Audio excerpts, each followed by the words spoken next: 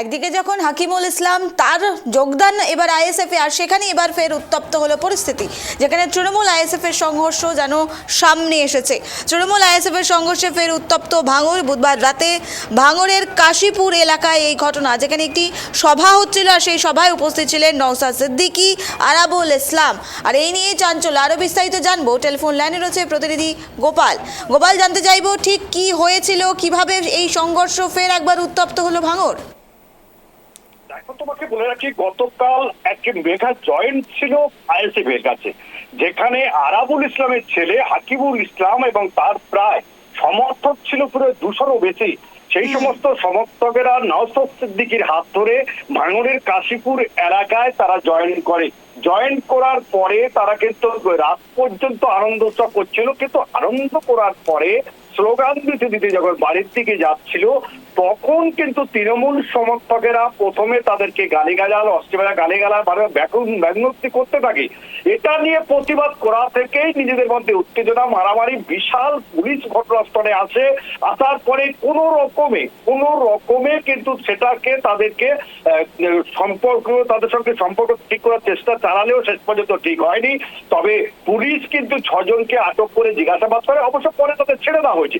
কিন্তু দিনের পর দিন যে ঘটনাগুলো ঘটছে আইএসএফ এবং তৃণমূলের, এই যে ঘর ভাঙানোর খেলা, এক তৃণমূলে যাচ্ছে, অন্যদিকে আইএসএফ থেকে আবার তৃণমূলেও চলে যাচ্ছে, এই যে নানা রকম ঘটনাগুলো ঘটছে, পরিপ্রেক্ষিতে কিন্তু উত্তপ্ত হয়ে উঠছে পরপর কিন্তু ভাঙড়। আর সেই তার কিন্তু একদম সাক্ষী থাকবো তুমি বলতে পারো। তবে পুলিশ কিন্তু ইতিমধ্যে তদন্ত শুরু করেছে। ঘটনার পরিপ্রেক্ষিতে এলাকায় হাই অ্যালার্ট জারি করা হয়েছে। আজকের থেকে কেন্দ্রীয় বাহিনী, গত রাত থেকে কেন্দ্রীয় বাহিনী সেখানে রয়েছে এবং আজকের থেকে কেন্দ্রীয় বাহিনী সেখানে প্রতিনিয়ত টহল দেবে বলে ইতিমধ্যে সিপি জানিয়ে দিয়েছে। গোপাল, জানতে চাইবো, এখানে যেমনটা খবর উঠে আসছে আরাবুল ইসলাম তার ছেলের এই যোগদান কতটা প্রভাব পড়বে রাজনৈতিক মহলে, আর সেখান থেকে এই উত্তেজনা, এই সংঘর্ষ কতটা রাজনৈতিক মহলকে উত্তপ্ত করে তুলবে? তোমাকে বলি, আরাবুল ইসলাম যেমন প্রভাবশালী, তৃণমূলে থাকতেও একছত্র রাজা ছিলেন, তিনি বিধায়ক ছিলেন, পরে তিনি শওকত মোল্লার সঙ্গে গোষ্ঠীদ্বন্দ্ব হবার পরও তিনি কিন্তু পঞ্চায়েত সমিতির সভাপতি হয়েছিলেন, মার্ডার কেসে জেলও খেটেছেন। কিন্তু ছেলেও কিন্তু বাপকা বেটা, কারণ রাজনৈতিক মহলে অল্প বয়সে এই আরাবুল ইসলামের ছেলে হাকিমুল ইসলাম কিন্তু সেখানে টোটাল লিডটা করে। ভোটের সময় লিড যাকে বলে, সমস্ত ক্ষেত্রে তার লিডিং সপক্ষে আছে। প্রচুর কেসের মালিকও রয়েছে হাকিমুল ইসলাম, তার নামে রয়েছে। তা সত্ত্বেও কিন্তু তিনি তার দাপিয়ে তার রাজনীতিত্ব চালিয়ে যায়। এটাও কিন্তু একটা বড় চ্যালেঞ্জ শওকত মোল্লার সামনে এসে গেছে। কারণ শওকত মোল্লা তুমি জানবে, গত কয়েকদিন আগে বিজেপি প্রার্থীর বাড়িতে মায়ের পায়ের দিতে গেছিল, আশীর্বাদ দিতে গেছিল। তিনি বলেছিলেন রাজনৈতিক সৌন্দর্য, কিন্তু অন্যদিকে দেখা গেছে কোনো বাড়িতে না গিয়ে তার বিজেপির ভোটটা পাওয়ার জন্য তার কাছে গেছেন বলে রাজনীতি বলে বলেছে। যাই বলুক না কেন, হাকিমুল ইসলামের একটা প্রভাব রয়েছে এলাকায়, যেটা সেই প্রভাব কিন্তু এবারে খাটাবে আইএসএফ এসে। বেশ, ধন্যবাদ গোপাল। যে খবরের দিকে নজর রাখছিলাম, আরাবুল ইসলাম তার ছেলের এই যোগদান, আর যোগদানের পর থেকে উত্তপ্ত হয়ে ওঠে এলাকা। মেঘা যোগদান বলা যেতে পারে।